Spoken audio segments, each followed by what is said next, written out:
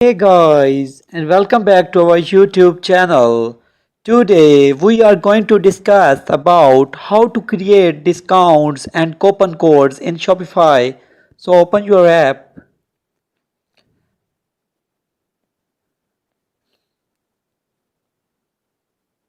and go to products.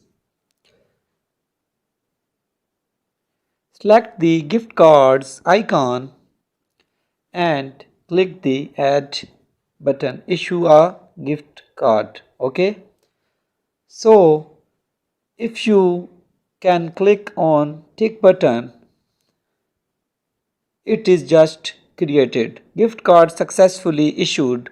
So you can send or add customer or note like it is only for first 10 customers. Okay, and click add.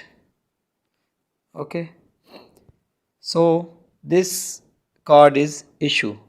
You can also create a sell gift card product. Okay, click on create add product like shoes. Okay, click on this. Okay, upload it and click here.